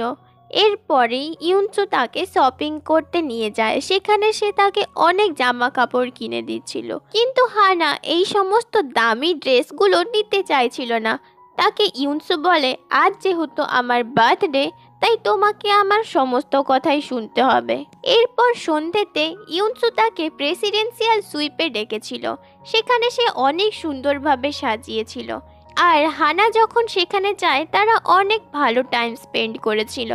এখানেই হানা জানতে পারে এতদিন ধরে এখানে যেই কোরিয়ান গেস্টটা রয়েছে সেটা ইউনসুই ছিল। তাই সে ইমোশনালি ইউনসুকে হাগ করে নেয় আর বলে, তুমি এখন আমাকে ছেড়ে কোথাও যেও না। এখানে তারা দুজনেই অনেক কান্না করছিল। আর হানাকে চুপ করানোর জন্য ইউনসু তার টিয়ার্সকে কিস করে। এরপরেই তারা ইউনসুর বার্থডে সেলিব্রেট করে। ইউনসু তাকে অ্যামিউজমেন্ট পার্কে নিয়ে যায়। সেখানে সমস্ত কিছুই বন্ধ হয়ে গিয়েছিল। এটা দেখে হানা অনেক মন খারাপ করে। এরপর ইউনসু চুটকি বাজালে সেখানে সমস্ত লাইটই অন হয়ে যায়। এখানে তারা অনেক এনজয় করে। আর রাতে তারা নুডলস খেতে যায়, কারণ 2 বছর আগে ইউনসুর বার্থডেতে হানা তাকে নুডলস খাইয়েছিল। এইসব ভেবে ইউনসু কান্না করছিল। এরপর বাড়ি ফেরার সময় হানা ফাইনালি ইউনসুকে তার লাভ কনফেস করে দেয়। আর সে এই ব্যাপারেও অনেক রিগ্রেট করছিল যে সে ঠিক টাইমে ইউনসুর প্রপোজালটা একসেপ্ট করেনি। সে ইউনসুর কাছে ক্ষমাও চাইছিল। এখানে ইউনসু তাকে মাফ করে দেয় আর তার কাছে সরি চায়, কারণ এই 2 বছর সে তাকে ছেড়ে চলে গিয়েছিল আর তাকে একাই সমস্ত কিছু সামলাতে হয়েছিল। এখানে দুজনই দুজনকে ক্ষমা করে দেয় আর একে অপরকে হাগ করে। এখানে তারা প্রমিস করে এখন থেকে যাই হয়ে যাক না কেন তারা একে অপরকে ছেড়ে কোথাও যাবে না। পরের দিন হানা যখন ঘুম থেকে ওঠে সে তার পাশে একটা সারপ্রাইজ বক্স পায়, যেটা ইউনসু তাকে পাঠিয়েছিল। এর ভেতরে একটা নিউ সেলফোন ছিল, যেখানে ইউনসু এসএমএস করেছিল আজ রাতের ডিনারে যাওয়ার জন্য। এটা দেখে হানা অনেক খুশি হয়েছিল। সে রেডি হয়ে নিচে নামে, যেখানে রিওর সাথে তার দেখা হয়। রিও তাকে ডিনারে যাবার জন্য বলছিল, কিন্তু হানা তাকে রিফিউজ করে, কারণ এখন থেকে সে শুধুমাত্র ইউনসুর সাথেই থাকতে চেয়েছিল। এরপরেই আমরা দেখি হানা ইউনসুর সাথে টাইম স্পেন্ড করছিল। তারা খুব মজা করছিল। তখনই ইউনসুর ডোরবেল বাজে। তারা দরজা খুলে দেখলে সেখানে ইউনসু আর মায়া ছিল। মায়া তাদেরকে এইভাবে একসাথে দেখে খুব জেলাস হচ্ছিল। এরপর সে হানাকে সত্যি সত্যি বলেই দেয় যে তার মম ড্যাড 2 বছর আগেই কার অ্যাক্সিডেন্টে মারা গিয়েছে। এটা শুনে ইউনসু প্রচণ্ড রেগে যায় আর সে নিজেকে কন্ট্রোল করতে না পেরে মায়াকে একটা পাঞ্চ লাগিয়ে দেয়। ফলে মায়া সেখানেই অজ্ঞান হয়ে পড়ে যায়। এরপর তাকে হসপিটালে নিয়ে যাওয়া হয়। অন্যদিকে দেখি হানা একলা বসে অনেক কান্না করছিল। সে এই খবরটা শুনে পুরোপুরি ভেঙে পড়েছিল। আর সে এটাও ভেবে কান্না করছিল যে ইউনসু আগে থেকেই সব জানতো, তাও সে তাকে এই সমস্ত কিছু বলেনি। অন্যদিকে দেখি ইউনসু রুমে বসে কান্না করছিল। এরপরে দেখি হানা রিওর সামনে আসতে অনেক সাই ফিল করছিল, কারণ রিও তাদেরকে একসাথে দেখে ফেলেছিল। এরপরেই হানা তার রেজিগনেশন লেটারটা রিওকে দেয়, কিন্তু রিও সেটাকে ছিঁড়ে ফেলে, কারণ সেও হানাকে অনেক ভালোবাসতো আর সে এখন তাকে এত ইজিলি এখান থেকে কোথাও যেতে দেবে না। আর তখনই ইউনসু চলে আসে। এখানে হানাকে সে তার সাথে যেতে বলে, কারণ সে মম ড্যাডের অ্যাসেস পেয়ে গিয়েছিল। এরপর তারা সেই অ্যাসেসগুলোকে সেই গাছের নিচেই সমাধি দেয়। এরপর ইউনসু হানাকে তার বাড়িতে নিয়ে যায়। সেখানে ইউনসু অনেক কনফিউজিং কথা বলছিল, যেগুলো হানার মাথায় কিছুই ঢুকছিল না। কারণ ইউনসু তাকে বলছিল, আমি সবসময় তোমায় অ্যাজ এ সিস্টারই দেখেছি আর নিজেকে তোমার বড় ভাই মনে করি, আর আমি চাই তুমি রিওকে খুব তাড়াতাড়ি বিয়ে করে ফেলো। এখানে হানা কিছুই বুঝতে পারছিল না যে ইউনসু তার সাথে এমন কেন কথা বলছে। কারণ এটা তো ঠিক ছিল যে ইউনসু তাকে পাগলের মতন ভালোবাসে। তবে একদিনের মধ্যে কি এমন হয়ে গেল যেখানে ইউনসু তাকে এই সমস্ত কথা বলছে? আসলেই কয়েকদিন ধরে ইউনসু খুব চিন্তায় ছিল। সীমাদা তার প্রতিশোধ নিতে আবারও ফিরে এসেছে, কিন্তু এখন যদি সে হানার ব্যাপারে জেনে যায় তবে সে হানার ক্ষতি করার চেষ্টা করবে, আর এটা তো ইউনসু কোনোদিনও চায়নি। তাই সে হানাকে নিয়ে রিওর কাছে যায় আর ভালোভাবে তার খেয়াল রাখতে বলে। এখানে হানা অনেক শকিং ছিল, আর ইউনসুর ওপরে তার প্রচণ্ড রাগ হচ্ছিল। এরপরে দেখি হানা মায়ার বাড়িতে এসেছিল, আর সে নিজের রুমেই যখন ঢুকতে যাবে তখনই সেখানে মায়া দাঁড়িয়েছিল, আর মায়া জেলাশয়ে তাকে অনেক মারতে থাকে আর তার সমস্ত জিনিসপত্রও বাড়ির বাইরে বের করে দেয়। এখন যেহেতু হানার থাকার মতন কোনো জায়গায় ছিল না, তাই সে বাসের মধ্যেই ঘুমিয়ে পড়ে। সাডেনলি ইউনসু এসে তাকে জাগায় আর নিজের সাথে একটা বড় বাড়িতে নিয়ে যায়। সেখানেই হানা জানতে পারে ইউনসু এই বাড়িটা শুধুমাত্র হানার জন্যই কিনেছে।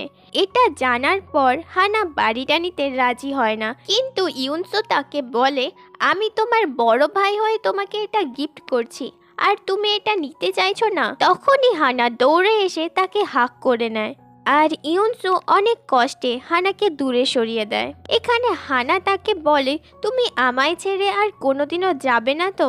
ইউনসু তাকে বলে, না, আমি কোথাও যাব না, আমি সারা জীবনই তোমায় প্রোটেক্ট করব। পরের দিন হানা মায়ার ক্লাবে কাজ করতে যায়, কিন্তু মায়া তার সাথে খারাপ ব্যবহার করতে থাকে, কারণ সে জেনে গিয়েছিল হানা এখন ইউনসুর সাথেই থাকছে। সে হানাকে থ্রেট দিচ্ছিল ইউনসুর থেকে দূরে চলে যাওয়ার জন্য, কিন্তু হানা এখন আর এই সমস্ত কিছু সহ্য করে না।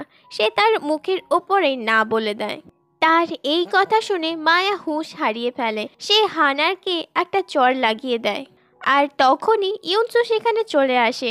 সে এসে তাদের ঝগড়াঝাটি বন্ধ করায় আর হানাকে নিয়ে গিয়ে পিয়ানোর কাছে বসিয়ে দেয়।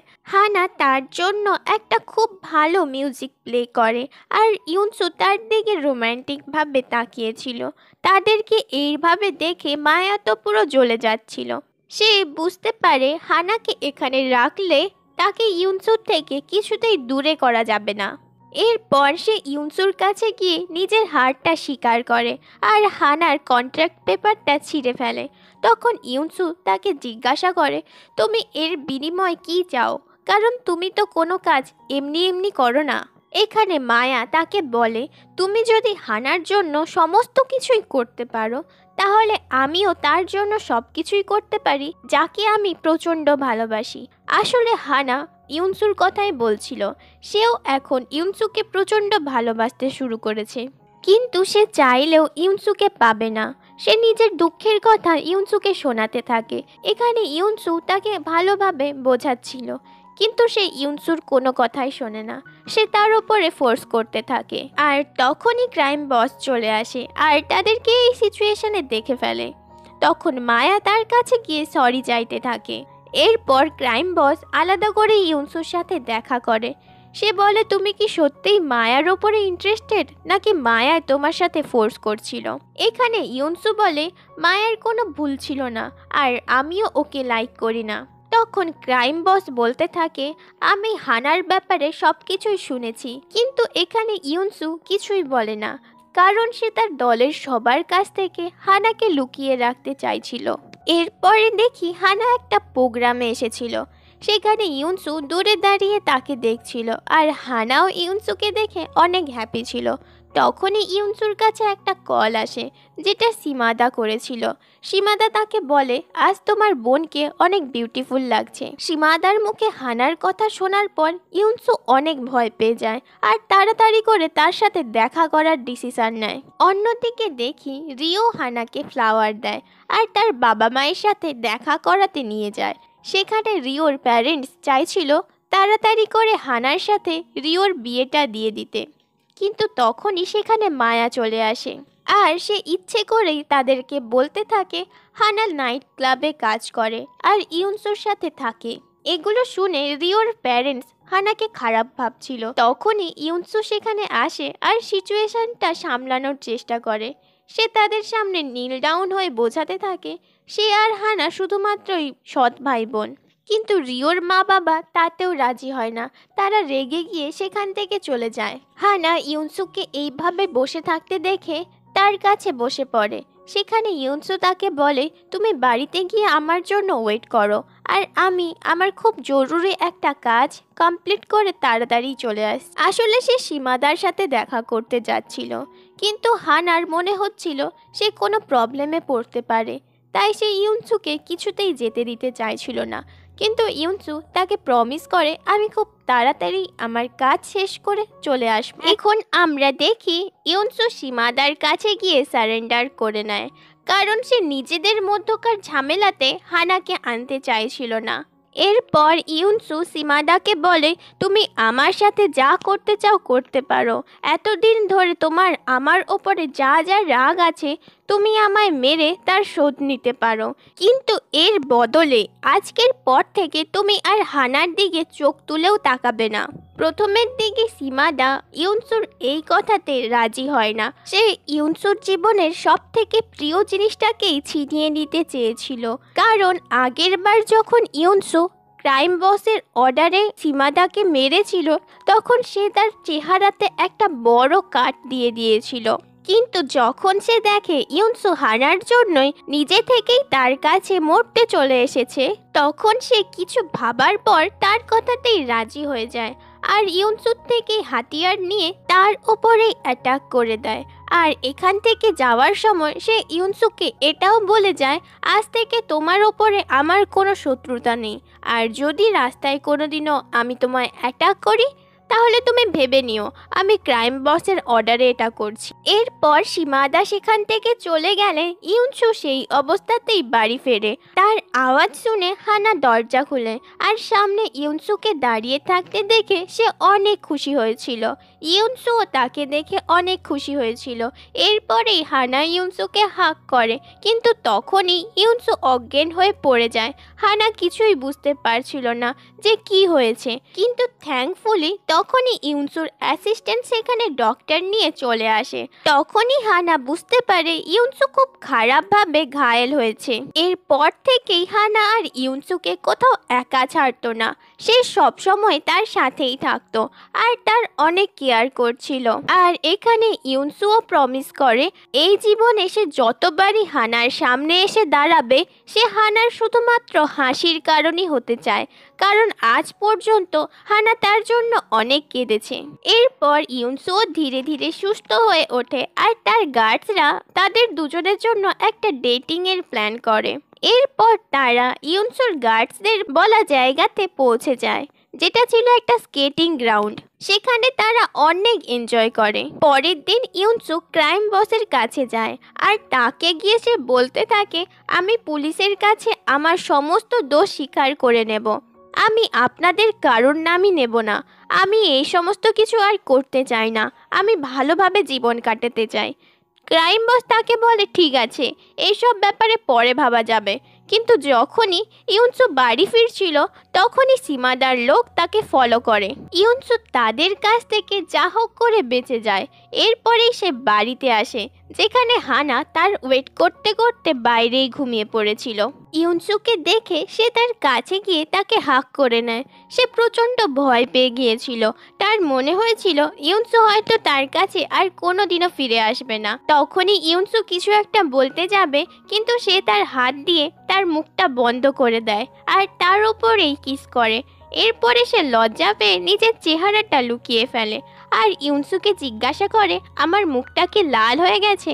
ইউনসু তার কথা শুনে হাসতে থাকে। সেই দিন তারা অনেক ভালো টাইম কাটায়। পরের দিন হানা আবারও হোটেলের কাজ করতে গেলে সেখানে রিও তার সাথে দেখা করতে আসে।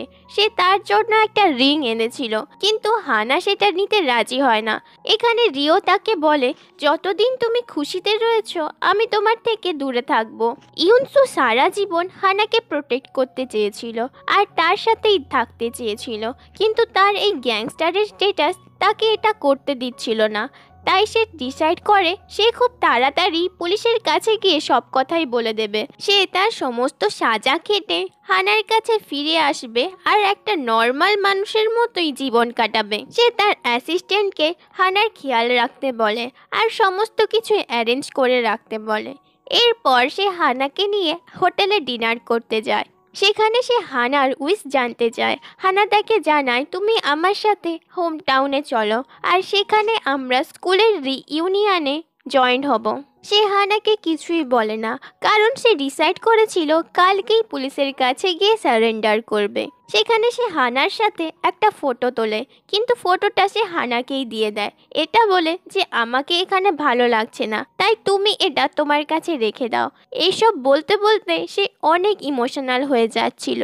তার মনে হচ্ছিল এটাই হানার সাথে তোলা তার লাস্ট ছবি।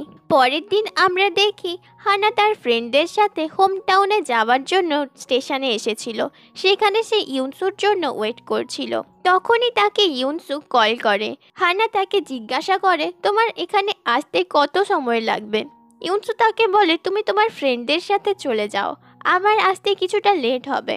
এরপর সে হানাকে বলে, আমার যতই লেট হোক না কেন, তুমি কি আমার জন্য ওয়েট করবে? হানা তাকে বলে হ্যাঁ। হানার তার কথাগুলো খুব অদ্ভুত লাগছিল। এরপর যখন সে ট্রেনে গিয়ে বসে, তখন সে জানালার কাছ থেকে ইউনসুকে বাইরে দাঁড়িয়ে থাকতে দেখে।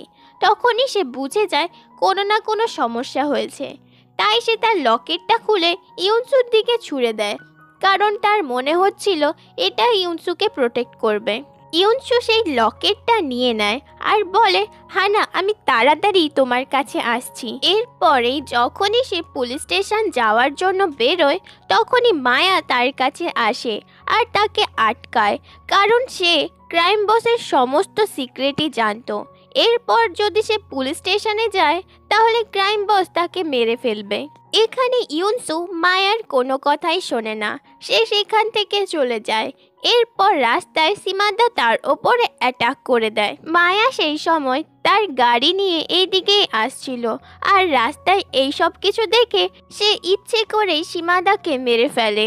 ইউনসু যখন দেখে মায়া সীমাদাকে মেরে ফেলেছে, তখন সে মায়ার ওপরে রেগে যায়, কারণ এই মার্ডার কেসের জন্য তাকে আরও অনেক দিন পুলিশ স্টেশনে থাকতে হবে। মায়া তাকে বোঝাচ্ছিল, যখন মার্ডারটা আমিই করেছি, তাহলে এর রেসপন্সিবিলিটি আমিই নেব, আমি পুলিশের কাছে গিয়ে সারেন্ডার করব।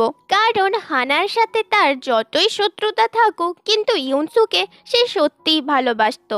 এখানে ইউনসু চাইছিল না যে তাকে হেল্প করার জন্য মায়া জেলে যাক, তাই সে মায়াকে এখান থেকে চলে যেতে বলে। কিন্তু মায়াও তাকে এই সিচুয়েশনে একা ফেলে রেখে পালাতে চায় না। এদিকে টিভিতে ওই নিউজটা খুব তাড়াতাড়ি ভাইরাল হয়ে গিয়েছিল যে সীমাদাকে ইউনসু মেরেছে, তাই এখন ইউনসু মোস্ট ওয়ান্টেড ক্রিমিনাল হয়ে গেছে। অন্যদিকে দেখি মায়া ইউনসুকে পুলিশের হাত থেকে বাঁচানোর জন্য তাকে তার নাইট ক্লাবে এনে রেখেছিল। হানা তার স্কুলে পৌঁছে গিয়েছিল। সেখানে রিও তার ক্লাসমেটদের সাথে জুডো খেলছিল। সাডেনলি সেখানে ইউনসুও চলে আসে। এখানে সে রিওকে জুডো ম্যাচের জন্য চ্যালেঞ্জ জানায় আর একটা শর্ত রাখে যে এই খেলাতে জিতবে লুজারকে তার একটা কথা রাখতে হবে। ইউনসু এখানে এসেছে শুনে হানা তার কাছে দৌড়ে আসে। অন্যদিকে জুডো ম্যাচ স্টার্ট হয়ে গিয়েছিল। এখানে রিও ইউনসুকে প্রায় হারিয়েই ফেলেছিল, কিন্তু ইউনসু তাকে বলে, তুমি প্লিজ হেরে যাও, কারণ আমি হানাকেই তোমায় দিতে চলেছি। কথাটা শুনে রিও কিছুটা অমনোযোগী হয়। তখনই ইউনসু তার ওপরে অ্যাটাক করে দেয়, কিন্তু রিও এখানে ফাইট ব্যাকের চেষ্টা করছিল। তখনই ইউনসু তার কানে কানে বলে, আমি একজনের মার্ডার করে এসেছি, আর আমি চাই তুমি এখন থেকে হানার খেয়াল রাখো। কথাটা শুনে রিও থেমে যায়, আর এই ম্যাচের উইনার হয় ইউনসু। এরপর সে গোটা ক্লাসের সামনে রিওর কাছে নীল ডাউন হয়ে তার কাছে রিকোয়েস্ট করতে থাকে হানাকে বিয়ে করে নেওয়ার জন্য। তার কথাগুলো সেখানে থাকা কেউই বিশ্বাস করতে পারছিল না। এরপর ইউনসু সেখান থেকে বেরিয়ে গেলে হানাও তার পেছনে পেছনে যায়, এটা জানার জন্য যে ইউনসু এমনটা কেন করলো। কিন্তু ইউনসু গোটা স্কুলের সামনেই মায়াকে কিস করে, আর সেখান থেকে তারা গাড়িতে করে চলে যায়। হানা তাদেরকে ফলো করছিল। সে স্কুল থেকে হাইওয়ে পর্যন্ত তাদেরকে ফলো করতে থাকে। এরপরে দেখি ইউনসু আলাদা করে রিওর সাথে দেখা করে। সে রিওর কাছে রিকোয়েস্ট করছিল যাতে রিও এখন থেকে হানার সাথেই থাকে, কিন্তু রিও এই ডিসিশনটা পুরোপুরি হানার উপরে ছেড়ে দেয়।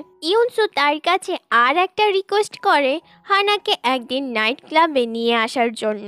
এরপর হানা যখন একদিন রিওর সাথে নাইট ক্লাবে আসে তখন সে তার সামনে ইউনসুকে মায়ার সাথে বসে থাকতে দেখে, ফলে সে জেলাস হয়ে অনেক ড্রিঙ্ক করতে থাকে।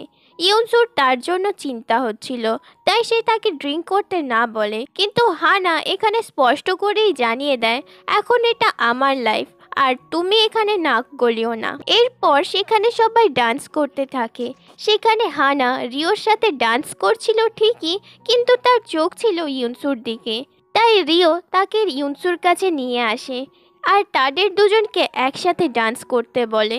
এরপর ইউনসু লাস্টবারের মতন হানাকে হাগ করে ডান্স করছিল। তখন সে ইচ্ছে করেই হানাকে সমস্ত কিছুই বলে দেয়, তার গ্যাংস্টারের আইডেন্টিটি আর সে যে একজনকার মার্ডার করেছে সেটাও সে বলে দেয়। এখানে হানা ভয় পেয়ে অজ্ঞান হয়ে যায় আর সেই সময়েই সেখানে পুলিশ চলে আসে। মায়া তখনও ইউনসুকে সেখান থেকে বাঁচিয়ে নেয়। এরপর দেখি হানার জ্ঞান ফেরার সাথে সাথে সে ইউনসুকে পাগলের মতন খুঁজছিল। এখন ইউনসু যে একটা গ্যাংস্টার আর সে যে একটা মার্ডার কেসে জড়িয়ে পড়েছে, এইসব ব্যাপারে হানার কিছুই যায় আসছিল না। সে চিৎকার করে করে ইউনসুর নাম ধরে ডাকছিল আর তাকে একলা ফেলে না যাওয়ার জন্য রিকোয়েস্ট করছিল। এরপরে হানা যখন সমস্ত আশাই ছেড়ে দেয় যে ইউনসু তার সঙ্গে মিট করতে আসবে, তখনই ইউনসু তার সামনে চলে আসে। সে তাকে দরজা খুলতে না বলে আর সে গ্লাসের ওপার থেকেই হানার দিকে দেখছিল। সে হানাকে রিওর সাথে বিয়ে করে নিতে বলে। হানা তার এই কথাতেও রাজি হয়ে যায়, কারণ এটাই যদি ইউনসুর শেষ ইচ্ছে হয় সে এটাও পূরণ করতে চাইছিল। এরপরেই সে চলে যাচ্ছিল আর যাবার সময় হানাকে একটা গুড বাই কিস দিয়ে যায়, যেটাও সেই গ্লাসের ওপর থেকেই। ফাইনালি সেই দিন চলে আসে যেখানে হানার সাথে রিওর বিয়ে হচ্ছিল, কিন্তু হানা এখানে এতটুকুও খুশি ছিল না। তখনই সে ইউনসুকে দেখে। ইউনসু তাকে খুশি হবার জন্য বলছিল, তাই হানা তার কথা মতোই কান্না করতে করতেও স্মাইল করছিল। হানাকে ওয়েডিং ড্রেসে দেখে ইউনসু অনেক হ্যাপি হয়েছিল। এরপরই সে পুলিশ স্টেশনে কল করে আর আজই সে সারেন্ডার করার কথা জানায়। ইউনসু যখন সেখান থেকে কিছুটা দূরেই যায় তখন ক্রাইম বসের একটা লোক তাকে ছুরি দিয়ে অ্যাটাক করে। অন্যদিকে দেখি হানাকে যখন রিও আংটি পরাচ্ছিল তখন আংটিটা স্লিপ করে নিচে পড়ে যায়। তখন হানার মনে হচ্ছিল ইউনসু হয়তো কোনো প্রবলেমে রয়েছে, তাই হানা সেখান থেকে দৌড়ে বেরিয়ে যায়। এরপরে সে রাস্তায় ইউনসুকে দেখে। সে অনেক আঘাত পেয়েছিল আর তার দিকেই একটা গাড়ি আসছে। তখন হানা তাকে বাঁচানোর জন্য দৌড়ে গিয়ে সেই গাড়িটার সামনে দাঁড়ায় আর গাড়িটা তাদের দুজনকেই ধাক্কা মেরে সেখান থেকে চলে যায়। তাদের দুজনেরই অবস্থা খুবই খারাপ ছিল, কিন্তু তবুও তারা একে অন্যের হাত ধরার চেষ্টা করছিল। এদিকে দেখি মায়া তার মায়ের সাথে কোরিয়া চলে যাচ্ছিল। সেখানে তার মা তাকে প্রমিস করে আজ থেকে সে তাকে ভালো লাইফস্টাইল দেবে আর তাকে কোনো নোংরা কাজের সাথেও জড়াতে দেবে না। তখনই মায়া টিভিতে ইউনসুর অ্যাক্সিডেন্টের কথা জানতে পারে আর সে সেখান থেকে দৌড়ে চলে আসে। সে এখানে এসে জানতে পারে ইউনসু কোমাতে চলে গেছে। মায়া এখানে সবার সামনেই স্বীকার করে সীমাদার মার্ডারটা সেই করেছে। এখানে ইউনসুর কোনো হাতই ছিল না। তখনই তাকে পুলিশরা অ্যারেস্ট করে নিয়ে চলে যায়। এখানে ডক্টর রিওকে বলে দুজনেরই অবস্থা খুব সিরিয়াস আর হানাকে বাঁচাতে হলে তার হার্ট ট্রান্সপ্লান্ট করতে হবে। এদিকে ইউনসুর জ্ঞান ফিরে এসেছিল। সে যখন রিওর কাছ থেকে হানার কথাটা জানতে পারে সে রিওকে কিছু একটা বলে আর এখানেই সিন কাট হয়ে যায়। এবার সোজা 1 মাস পরের সিন দেখানো হয়, যেখানে হানার ফ্রেন্ড তাকে বলছিল ইউনসু তোমার সাথে হোম টাউনে দেখা করতে আসবে তোমার বার্থডের দিন আর ওখানেই সে তোমার বার্থডে সেলিব্রেট করবে। কিন্তু এটা বলার পরেই তার ফ্রেন্ড কান্না করতে থাকে। এখানে ফাইনালি রিও তার কাছে এসে জানায় ইউনসু আর তোমার কাছে কোনোদিনও ফিরে আসবে না, কারণ তোমার হার্ট ট্রান্সপ্লান্টের জন্য যে ডোনেট করেছিল সেটা শুধুমাত্র ইউনসুই ছিল। এই সব শোনার পর হানা খুব খারাপভাবে কান্না করছিল। এরপর হানা ইউনসুর বানানো ছবিগুলো দেখছিল, যেগুলো ইউনসু মারা যাবার আগে তার জন্য এঁকেছিল। হানা ইউনসুর লাস্ট ভিডিওটা দেখে, যেখানে ইউনসু তাকে বলছিল, আমি এখন অনেক হ্যাপি, কারণ আমি তোমাকে দেওয়া প্রমিসটা রাখতে পেরেছি। আমি সব সময়, প্রতিটা মুহূর্তেই, তোমার প্রতিটা নিঃশ্বাসেই তোমার কাছে থাকতে পারবো আর তোমায় প্রোটেক্ট করতে পারবো। তার লাস্ট মেসেজটা দেখে হানা পাগলের মতন চিৎকার করে করে কান্না করছিল। এখানে ইউনসু হানাকে অনেক হ্যাপিলি জীবন কাটাতে বলছিল। এখন হানা এই আশা নিয়ে জীবন কাটাচ্ছিল যে তারা হ্যাভেনে গিয়ে এক হবে। আর এই ইমোশনাল সিনের সাথেই এই এপিসোডটিও শেষ হলো। ড্রামাটি ভালো লেগে থাকলে এই ধরনের আরও ভিডিও পেতে আমার চ্যানেলটিকে সাবস্ক্রাইব করে নিন।